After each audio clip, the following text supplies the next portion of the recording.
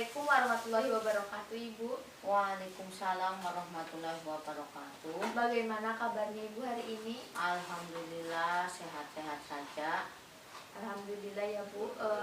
Perkenalkan Bu, saya Siti Hanifah, bermaksud untuk bersilaturahmi, kemudian ingin mewawancarai Ibu tentang profesi yang Ibu geluti saat ini.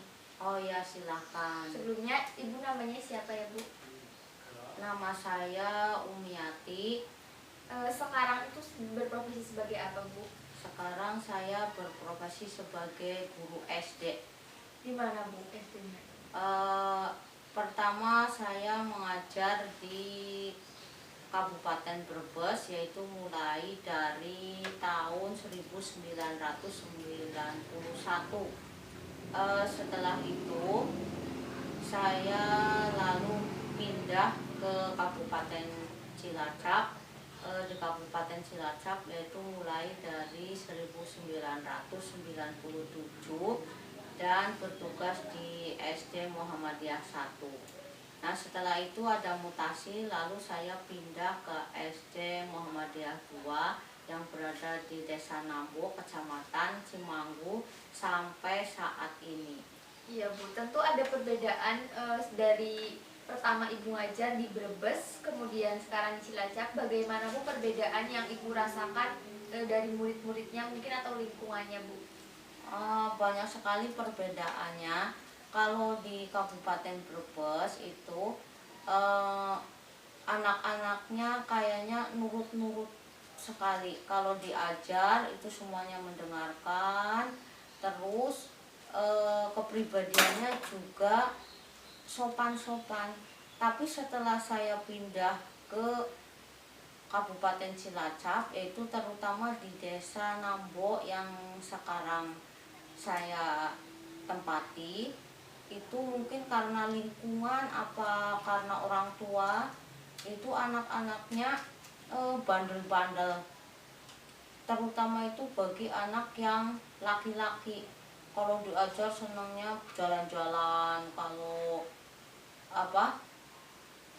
anak yang kelas 1 masih banyak yang suka kayak sekolah di SD, masih banyak yang nangis, kudu ditunggui sama orang tuanya, jadi mereka belum mandiri. Iya Bu, mungkin karena perbedaan lingkungan juga ya Bu. Iya, itu memang perbedaan lingkungan dan perbedaan orang tua, karena kalau di Nambo itu kebanyakan anak-anaknya itu sama mbahnya, orang tuanya kebanyakan bekerja di kota. Oh iya, bagaimana Ibu mengatasi anak-anak yang bandel itu Bu? Mengatasi anak-anak yang bandel itu biasanya saya dengan kasih sayang dulu. Kalau dengan kasih sayang itu masih belum manut juga, kadang saya beri hukuman, misalkan suruh membersihkan lantai, membersihkan kamar mandi, terus menyapu halaman. Iya Bu, mengapa Ibu memilih menjadi profesi sebagai guru Bu? Saya bangga menjadi profesi seorang guru karena profesi seorang guru itu adalah profesi yang sangat mulia, di mana setiap orang yang meninggal dunia itu akan terputus semua amalnya kecuali yaitu 3 perkara. Di antaranya yaitu ilmu yang bermanfaat. Jadi seorang guru kan setiap harinya memberikan ilmu kepada siswa-siswanya. Bagi siswa yang mengamalkan dan yang ilmu yang bermanfaat itu semoga akan terus mengalir sampai saya meninggal dunia pun masih mengalir juga. Nah, itu sehingga saya bangga menjadi seorang guru. Di samping itu saya bangga menjadi seorang guru karena guru itu adalah ujung tombak yang mencerdaskan kehidupan bangsa, di mana guru itu yang pertama mengajari anak-anak menjadi orang yang hebat. Meskipun setiap guru itu bukan orang hebat, tapi setiap orang hebat itu pasti jasa dari guru-guru mereka. Ada yang menjadi dokter, presiden, menjadi menteri, itu semua adalah berkat jasa dari guru. Iya Bu, begitu mulia ya Bu profesi sebagai guru, Alhamdulillah. sebagai amal jariah ya Bu. Iya, iya. Ya, bagaimana selama Ibu menggeluti profesi guru, bagaimana suka duka yang Ibu rasakan Bu ketika mengajar? Suka dukanya itu banyak sekali yang saya rasakan semenjak saya mengajar. Itu diantaranya sukanya itu apabila dari rumah itu kita dalam keadaan tidak senang, nanti setelah datang ke sekolahan bertemu dengan anak-anak, hatinya menjadi senang, menjadi gembira sekali. Jadinya itu bisa menjadi obat kita. Terus dukanya itu apabila ada anak-anak yang bandel, itu kadang menjadi pemikiran tersendiri bagi seorang guru bagaimana cara mengatasinya anak tersebut. Iya, bagaimana Bu, sekarang kan sejak ada COVID-19 itu pasti ada banyak perubahan dalam pembelajaran. Bagaimana perubahan yang terjadi pada sekolahan Ibu sejak sebelum dan sesudah COVID itu Bu? Semenjak ada COVID itu pembelajaran dilaksanakan secara daring. Tapi pembelajaran secara daring ini banyak sekali kendalanya, di mana anak-anak orang desa itu banyak yang belum mempunyai HP Android. Kalaupun punya HP Android itu kadang karena HP-nya orang tua, sehingga kalau orang tua itu bekerja, HP-nya kadang dibawa oleh orang tua, sedangkan anaknya itu tidak punya. Akhirnya tidak tahu ada tugas dari seorang guru. Dan di samping itu apabila mereka mempunyai HP juga terkendala oleh sinyal yang susah, sehingga kadang nyampenya susah sekali itunya pembelajarannya. Setelah itu lalu mereka, kepala sekolah dan peserta guru lainnya, mengatasi hal seperti itu, melihat keadaan yang seperti ini karena pembelajarannya tidak bisa berjalan secara lancar, akhirnya mengadakan rapat kembali dan untuk mengadakan pembelajaran secara keliling. Bagaimana Ibu sistem keliling itu Bu? Pembelajaran secara keliling karena guru itu tidak boleh mengumpulkan banyak anak-anak, sehingga akhirnya satu kelas itu dibagi menjadi beberapa kelompok, dan paling banyak satu kelompok itu ada 4 anak. Nanti dijadwal kelompok 1 siapa saja, terus pembelajarannya karena tidak boleh di sekolah sehingga dilaksanakan di rumah-rumah. Kelompok 1 misalkan hari Senin siapa aja, kelompok 2 Selasa, kelompok 3 Rabu, dan seterusnya. Kalau sudah selesai nanti kembali dari awal lagi.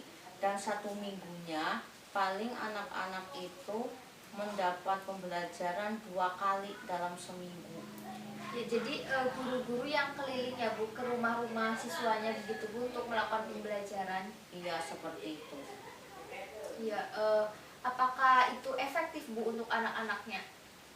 Sangat kurang efektif karena dalam pembelajaran itu kadang yang rumah yang berketempatan kadang punya anak kecil, anaknya rewel, jadi anak yang sekolah itu juga bisa terganggu. Terus di samping itu juga kadang tidak ada papan tulis, sehingga kalau kita mau memberi contoh itu susah karena tidak ada papan tulis, jadi semacam itu.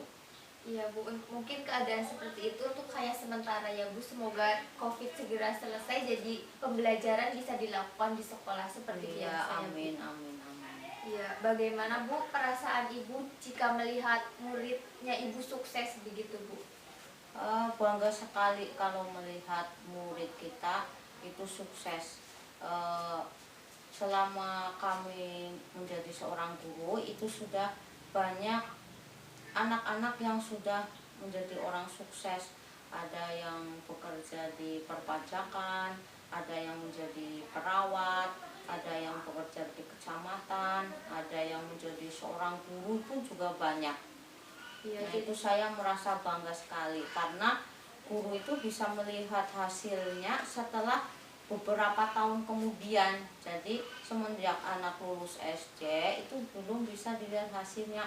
Setelah beberapa tahun baru kita bisa melihat hasil yang telah kita lalui. iya Bu, jadi ada perasaan bangga tersendiri ya Bu ketika melihat murid yang Ibu ajarkan itu menjadi orang yang sukses ya Bu. Iya, alhamdulillah. Semoga ibu juga selalu berdoa. Mudah-mudahan anak-anak ibu selalu menjadi orang yang sukses. Amin. Ya Bu, untuk pertanyaan terakhir, bagaimana apa harapan dan pesan Ibu untuk dunia pendidikan dan murid-murid SD Bu? Pesan saya untuk dunia pendidikan, semoga dunia pendidikan itu akan tetap lancar dan mencetak anak-anak yang cerdas. Ya baik Bu. Bagaimana untuk murid-muridnya Bu, pesannya yang ingin disampaikan?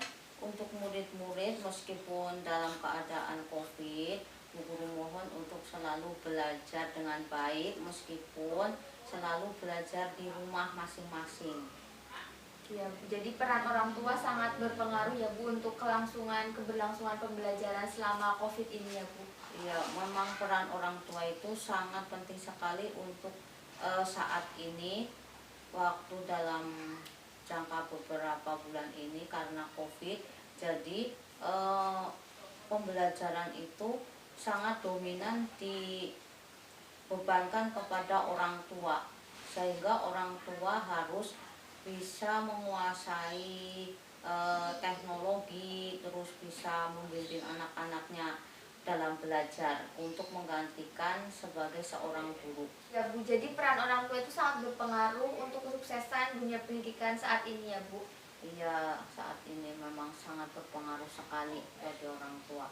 Ya, terima kasih ya Bu atas waktu yang telah diberikan kepada Ibu, sangat bermanfaat dan sangat menginspirasi. Semoga Ibu sehat selalu dan dilindungi oleh Allah Subhanahu wa taala. Amin, amin, amin ya robbal alamin. Ya, mohon maaf ya Bu apabila ada kesalahan. Sekian, wassalamualaikum warahmatullahi wabarakatuh. Waalaikumsalam warahmatullahi wabarakatuh. Terima kasih ya Bu.